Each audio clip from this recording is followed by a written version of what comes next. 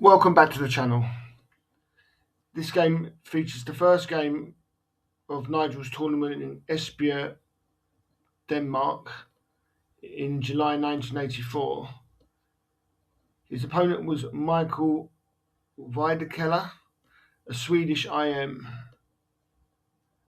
and the position started as a Sicilian defence.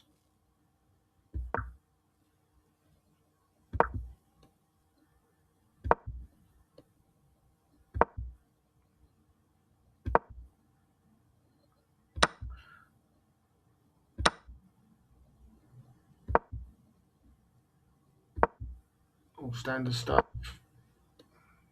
and goes into the 4 knights variation. White threatens a big check on d6.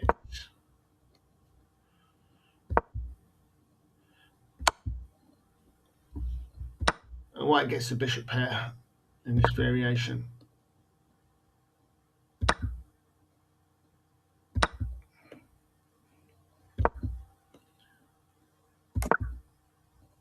This is all still book.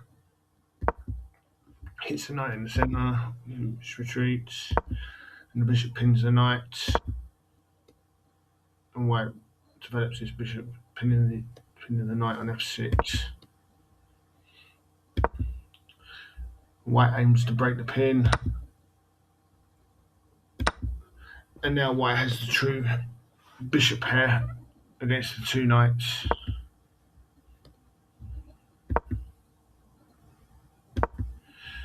Black gains some control in the centre. Nigel doesn't mind giving up one of the bishops. He's going to get his bishop onto g3 and on a nice diagonal. Defends the b pawn. Grabs the open file.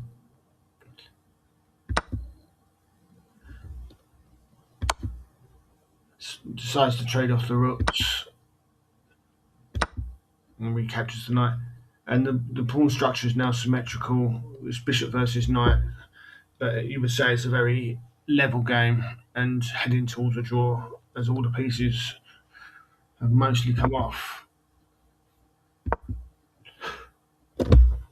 Excuse me.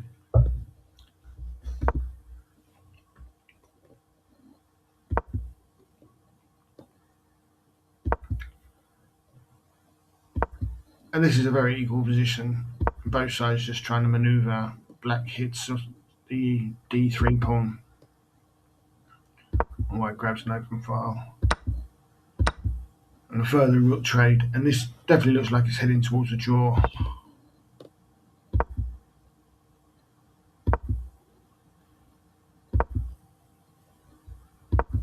White defends the bishop. And a check. Here, a slight mistake. I think bishop, king to g3 would have been better in this position, trying to centralise the king. And white pushes forward on the queen side, aiming to put a bit of pressure on the d3 pawn and create a passed pawn himself.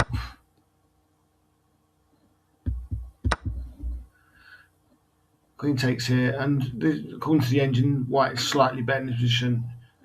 The engine gives knight to e3 in this position, which is a clever idea in the fact that you get the passed d pawn,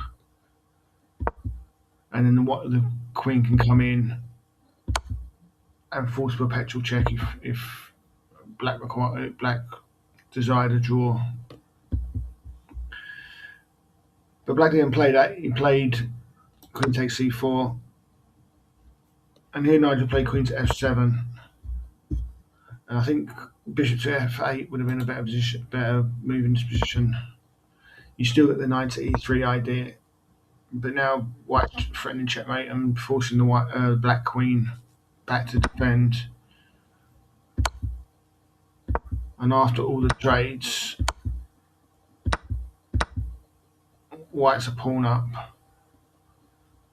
Although it's hard to actually win the game, but he's certainly in no danger whatsoever and has the winning chances.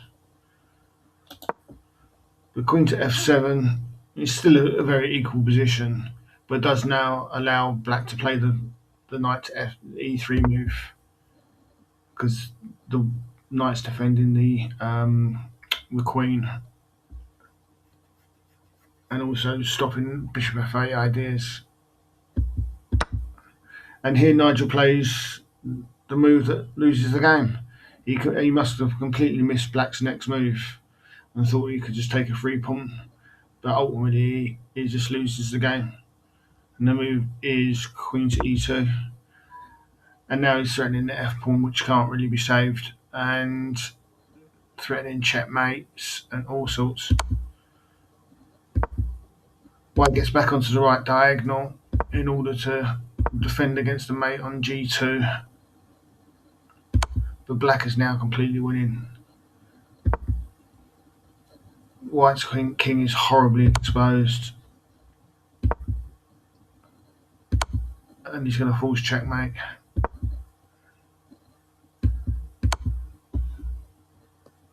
And here Nigel decided to resign. One of the continuations could easily be something along the lines of king to g1, which is forced. Obviously, king to h1, queen to h2 is mate. Knight to d2. Again, Nigel can play like g4, but if he plays queen to g2, then knight to f3 forces the queen sacrifice, or queen forces him to give up his queen. This is all forced. And after this move, and then knight to f3, and white must give up his queen in order to avoid checkmate. So a horrible start for Nigel in the first round of this tournament, where he's still looking for his third and final GM norm, and a bit of a crushing loss after quite a simple blunder, whereas the game would have been completely drawn otherwise. Please like and subscribe if you enjoyed the videos, and I'll be back with more rounds from the tournament in Denmark in due course. Thanks very much. Bye for now.